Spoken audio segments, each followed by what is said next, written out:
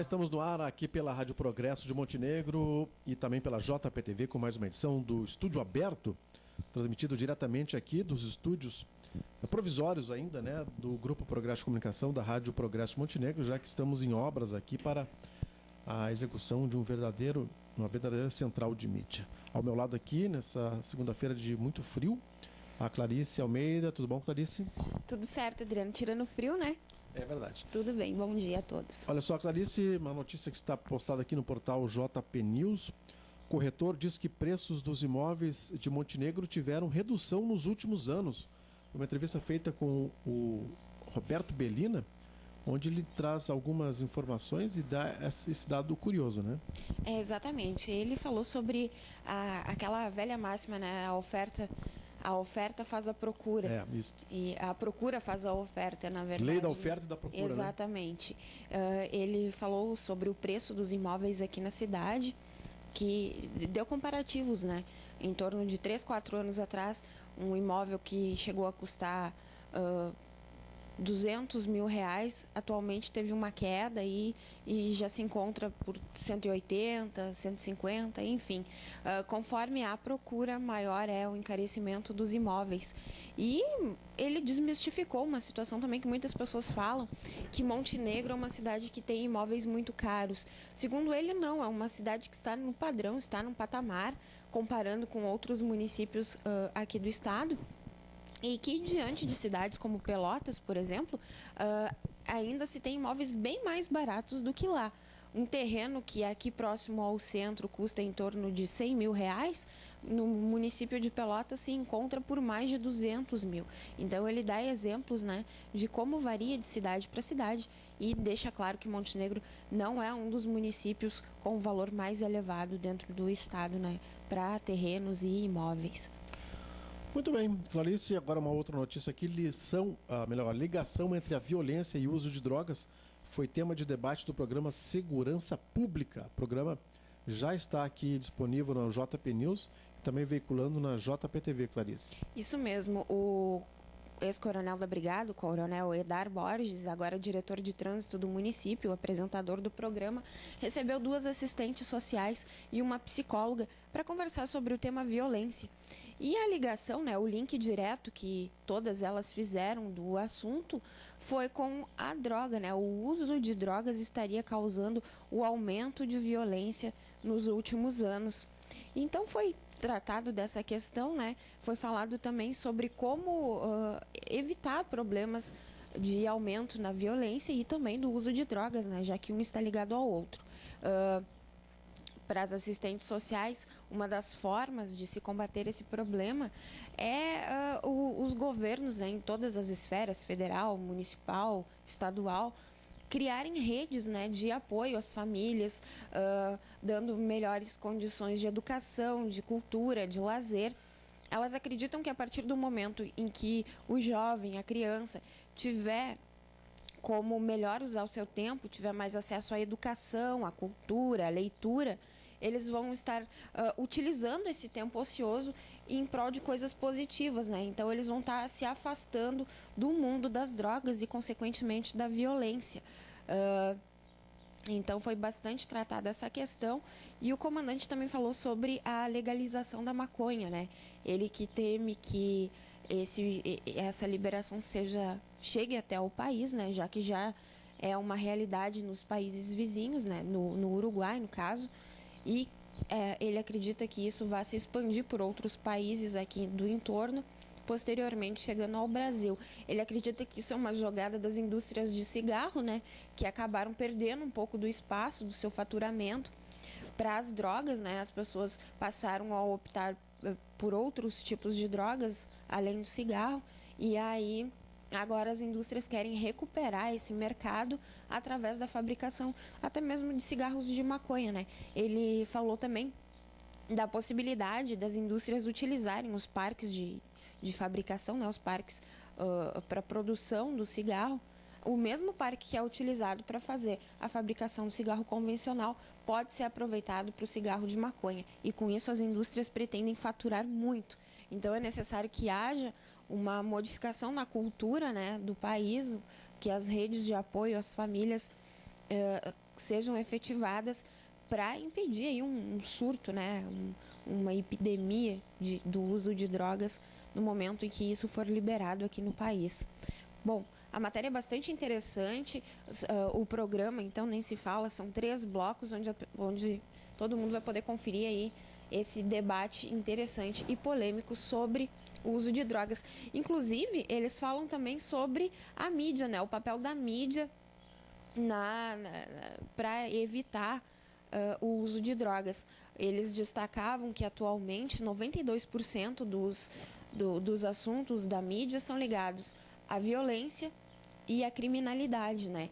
E uma das entrevistadas, uma das participantes do programa, ressaltou a necessidade de que a mídia mostre também um lado positivo. Não mostre só o resultado do que a droga causa, né? Mas mostre o outro lado. A pessoa que teve a oportunidade de ir pelo caminho das drogas e resolveu voltar a fazer o caminho inverso, pegar o caminho ali do estudo, da capacitação pessoal, profissional, e teve um futuro bom, né? Então, elas querem que, ao invés de mostrar aquela pessoa jogada ali na sarjeta por causa do uso das drogas, que mostre a pessoa bem-sucedida porque optou não ir por aquele lado. Então, tem bastante conteúdo interessante. O pessoal já pode conferir ali no programa Segurança Pública, que está postado na JP News, através da JPTV. Muito bem, Clarice. Olha só, votação pela internet poderá ajudar a escolher a Miss RS Latina, né? A montenegrina Michele Campos, ex-princesa da 4ª edição da Expo Monte, é uma das candidatas ao Miss Rio Grande do Sul Latina 2015. Isso mesmo, Adriano. A Michele esteve aqui nos nossos estúdios na semana passada, inclusive temos a matéria em vídeo com ela também. Falou um pouquinho sobre a carreira, né? Sobre como é que começou a sua carreira como modelo. E falou desse importante concurso, cuja final acontece agora no próximo final de semana. No domingo já saberemos quem é a candidata que vai representar o estado, e ela que está otimista, né, em relação ao concurso, porque diz que está bastante preparado, que um dos critérios de análise da comissão julgadora é os conhecimentos gerais das candidatas, né? E ela diz que está bastante dedicada, conhece bastante de seu município, da região, está aprendendo também sobre futebol, pois um dos critérios, né, é o conhecimento sobre a Copa do Mundo 2014 em especial aqui no país. E além desse conhecimento que ela diz já ter acumulado, ela está otimista também em relação à votação pela internet, onde o público poderá apontar a candidata que quer ver eleita, né? Então, é só entrar no site, né, do Miss RS e selecionar o nome da candidata, né, confirmar a sua votação. Essa votação que pode ocorrer várias vezes pela mesma pessoa. Eu posso entrar lá e votar 5, 6, 7 vezes ao dia, quantas vezes eu quiser, né, tiver disponibilidade. E então, assim, a gente pode manifestar o apoio à montenegrina, que está otimista e pretende chegar entre as finalistas, quem sabe se tornar a grande vencedora desse concurso de beleza. Ok, agora são 11 horas e 40 minutos, seguimos aqui com o estúdio aberto pela Rádio Progresso de Montenegro, sempre trazendo as notícias de destaque aqui da região. Agora vem uma notícia lá de Porto Alegre, né? O que o Rio Grande do Sul e a China têm em comum? Essa é a pergunta, né? É o que se descobrirá de hoje até domingo, quando Porto Alegre recebe a Semana da China no Rio Grande do Sul. Promovida pelo governo do estado, a promoção vai envolver rodadas de negociações, acordos de cooperação tecnológicas e uma farta agenda cultural e gratuita com símbolos milenares do país oriental. Interessante, né, que os países orientais continuam despertando muito interesse aqui do Ocidente, né? Inclusive está acontecendo ainda a gravação de um reality show, se não me engano, entre coreanos, atletas, atores, enfim, artistas variados da Coreia estão participando das gravações de um reality aqui em Porto Alegre. Eu achei isso bastante interessante, né?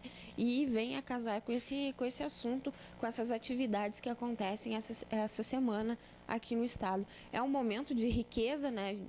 Da troca cultural entre o Rio Grande do Sul e uma outra cultura em um outro país. Tem bastante a ganhar, né? O nosso estado com esse importante evento. Muito bem, Clarice. Agora, para quem ouve a gente ao vivo, são 11 horas e 41 minutos. 11 horas e 41 minutos. Olha só, nota fiscal de televisor pode ter motivado 2 homicídios em Santo Antônio da Patrulha, né? A notícia chega aqui, um crime ocorrido na semana passada por conta de uma nota fiscal de televisão pode ter sido motivo de um homicídio na manhã de domingo em Santo Antônio da Patrulha. Um homem foi morto a tiros por 2 suspeitos na Vila Assis Brasil. Segundo a Polícia Civil, Ivorley Martins, de 32 anos, estava buscando seus pertences por volta das 9h40 da manhã na rua Arlindo Fraga, na casa da ex-mulher. Ele estava na área dos fundos quando foi surpreendido por 2 homens que o esperavam. Eles efetuaram vários disparos e fugiram. A mulher, ao ouvir os tiros, foi até o local. Neste momento, os suspeitos voltaram a disparar novamente, matando Ivorley e fugindo do local. Ele foi socorrido pela SAMU e levado ao hospital, mas não resistiu. A ex-esposa identificou os autores e a polícia segue em busca deles. Que crime interessante esse aqui, né? Estranho, né? É, mais um caso de violência, né? Onde as pessoas não conseguem se controlar e acabam fazendo verdadeiras brutalidades. Lamentável. Tá certo. Bem, agora são 11h43, para quem ouve a gente ao vivo. Olha só, a notícia é aqui do grupo RBS, né? No portal do Clique RBS, em relação às praças de pedágios. Abandonadas há meses, 12 praças de pedágio devem ser demolidas. Dos 17 postos situados em rodovias gaúchas que foram desativados com o fim das concessões, apenas 5 permanecerão de pé. As demolições devem começar ainda nesta semana, né? Eu lembro que havia uma grande reclamação em relação ao grande número de praças de pedágio. Agora, né, 17 delas foram eliminadas, e depois que surgiu a EGR, que é a Empresa Gaúcha de Rodovias, que a ideia justamente é tornar esse serviço um serviço do governo do estado. Realmente era muito grande o número de pedágios, mas a gente também sentia os benefícios, né? Estradas em boas condições, em sua maioria. A gente sabe que existem algumas exceções, mas a maioria eram estradas boas, os serviços também, guincho, enfim, os postos de parada junto aos pedágios para que as pessoas pudessem fazer uso de banheiro, bebedouros, eram serviços bons. Agora, quanto à retirada, né, das estruturas, eu acho isso muito importante, porque uma das praças, inclusive, se não me engano, a primeira da saída de Porto Alegre em direção a Eldorado, essa praça, à noite, ela se tornava muito perigosa, porque ela não tem mais iluminação. Então, quando os veículos se deparam com ela, eles já estão praticamente em cima de uns objetos utilizados para sinalizar ali, umas espécies de tartarugas, só que em maior tamanho, um tamanho maior. Então acabava causando perigo, né, risco de acidentes para quem passa por aquele local. O que se esperava era no mínimo a colocação de luz ali, né, para melhorar, mas já que vão tirar, é uma ótima notícia, né, porque assim evita riscos de acidente. Tá certo, Clarice. Agora chegou a hora de falarmos de esporte aqui no nosso estúdio aberto. O Grêmio jogou ontem, venceu a equipe do Fluminense, que é uma das candidatas ao Campeonato Brasileiro. E o Inter jogou em Criciúma e não saiu do empate em 0-0. Mesmo assim, o Colorado continua na liderança do Campeonato Brasileiro, Clarice. Altos e baixos, né, para dupla Grenal. É verdade. Lembrando que o Jornal Progresso, da próxima sexta-feira, traz informações aí sobre o Campeonato Municipal de Pareci Novo também, que no próximo final de semana terá jogos na localidade da Várzea do Pareci, e haverá inclusive um tradicional almoço dos sócios, no domingo ao meio-dia, onde as pessoas também não sócias poderão participar. Bem, o Jornal do Brasil traz aqui, Clarice, uma matéria onde fez uma entrevista com a presidente Dilma Rousseff, que fala sobre os aeroportos. E ela diz que os aeroportos estão preparados para receber os turistas. Os aeroportos são apenas um pedaço da estrutura que deve ser melhorada para a Copa do Mundo, né? E nas sedes onde acontecerão os jogos. E aqui no Beira-Rio, tive a oportunidade de ver agora, aqui no Rio Grande do Sul, o aeroporto Salgado Filho está em obras, e parece que essas obras dificilmente ficarão prontas até o início da Copa. A gente tinha dúvidas em relação à finalização do Beira-Rio, agora a gente tem dúvidas em relação às obras no aeroporto. Sempre tem alguma obra pendente, Isso, né? né? Aquela velha máxima brasileira de deixar tudo para a última hora, né? Vamos ver como é que vai ser a situação. Uma situação que me preocupa também é a neblina, né? Nessa época do ano a gente tem bastante cenário de neblina, né? E como é que os aeroportos estão se preparando para resolver essa situação? Porque aí acaba cancelando um voo, adiando o outro, e quando vê o número de pessoas que vão estar circulando pelo país, vai acabar criando um tumulto, né? É torcer para que o clima ajude e para que não tenhamos neblina, ou então para que os aeroportos encontrem uma maneira de driblar essa situação.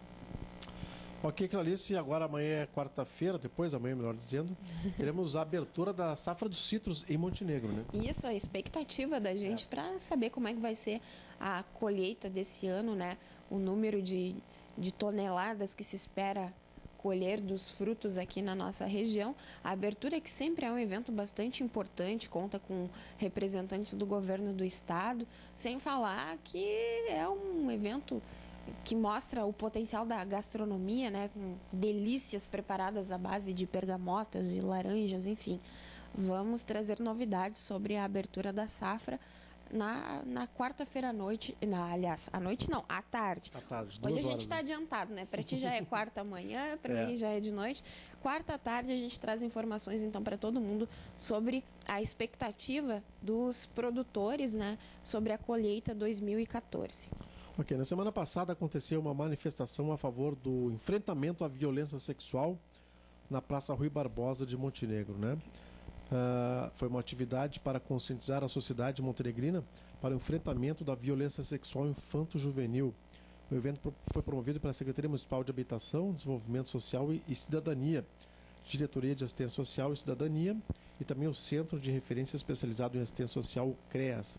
Estiveram presentes o prefeito em exercício, Luiz Américo Alves Aldana, e chefe do gabinete, Márcio Menezes. É sempre importante essa discussão, né, e que seja feito um trabalho justamente para que as pessoas façam um enfrentamento à violência sexual, principalmente aquela feita a menores, né?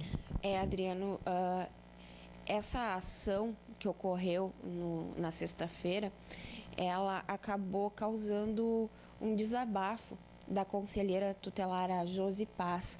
Ela postou em uma rede social esse final de semana a sua indignação quanto à falta de participação de alguns, digamos assim, atores da sociedade local. Ela reclamou o fato de não terem folders informativos. O material que eles utilizaram nessa ocasião é ainda o confeccionado na gestão passada, e ela também falou sobre a falta de participação de entidades que eram para estar ali junto, né? É verdade.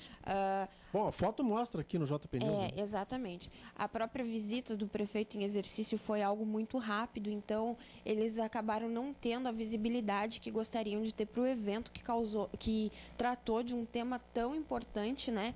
Sendo que aqui na cidade é crescente o número de casos e o Conselho Tutelar está sempre correndo atrás, né? Sempre tentando amenizar essa situação, dando apoio às famílias. Então a Josi ficou bastante triste, né, pelo depoimento que a gente pôde ver dela, lamentando essa situação. Ela pede para que as pessoas olhem um pouco diferente o trabalho que vem sendo realizado e que possam colaborar, né, para diminuir esses casos que são ocorrentes aqui na cidade.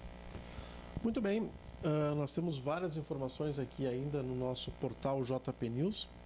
Temos aqui as notícias, né? O portal JP News, né?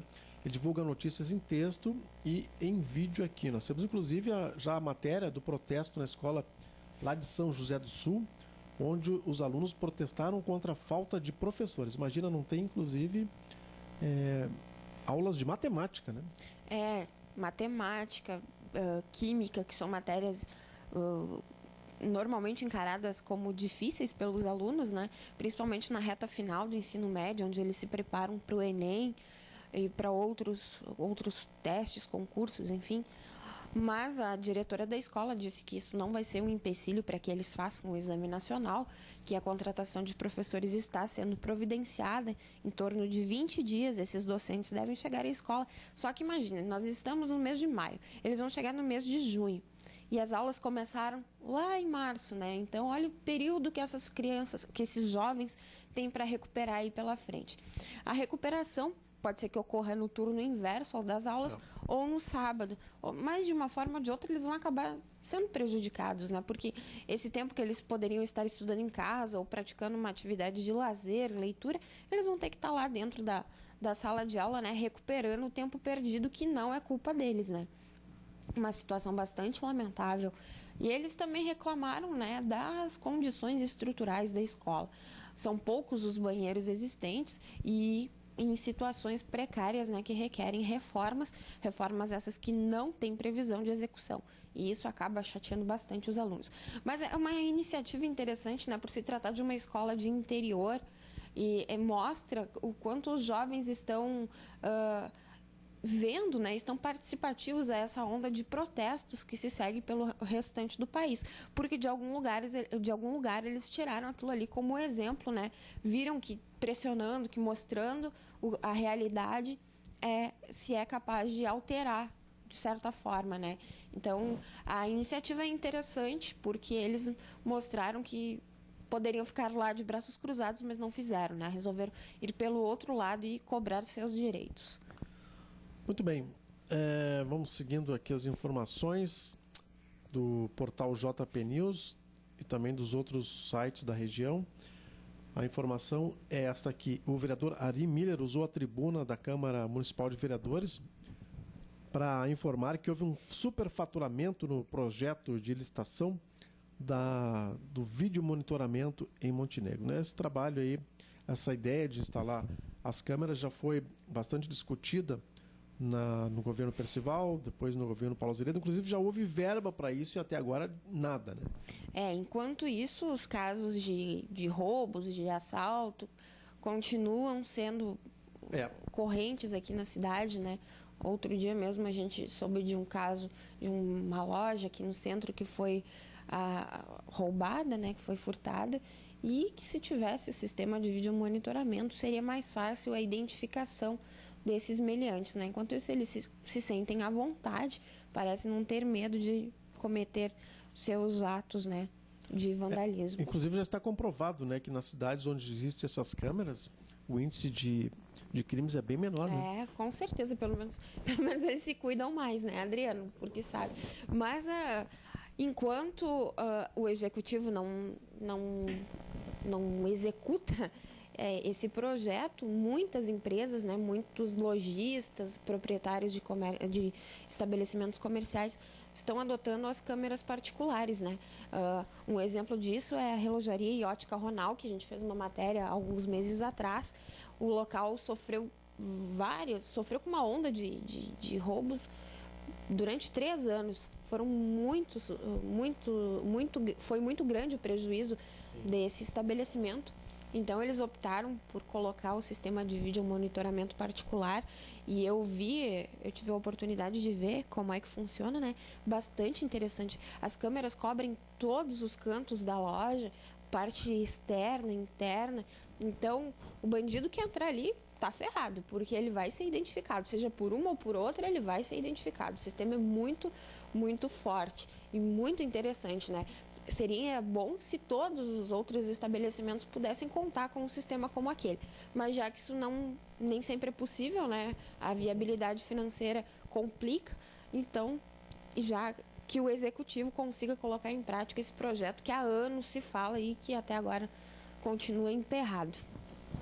O vereador Roberto Bratz esteve na semana passada reunido com o presidente do Banrisul, porque o vereador Bratz continua trabalhando naquela tecla de aumentar os serviços bancários de Montenegro, principalmente para a região da Timbaúva, né, Clarice? Exatamente, porque hoje a Timbaúva conta com alguns serviços, mas não são todos que podem ser executados na unidade que o bairro tem, né? E devido à demanda populacional e de pessoas que vêm do interior do município e passam pela Timbaúva, fazem suas compras ali, então Bratis acredita que realmente há uma necessidade de colocar uma agência ali.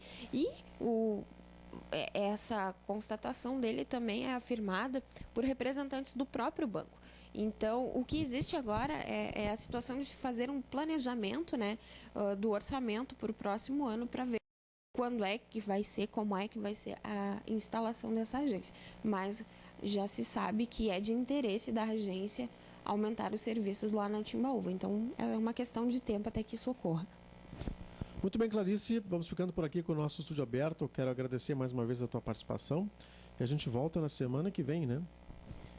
É? Ou a qualquer momento, né? Eu digo a nossa dupla aqui, né? Ah, sim, certo. Provavelmente voltamos amanhã de novo, já que João Batista está em viagem, né? Pois é, então até qualquer momento. Um bom dia a todos, uma ótima semana. Ok, tenham todos uma boa tarde. Fique agora com a boa música da RPM para quem ouve a gente pela Rádio Progresso. Até mais.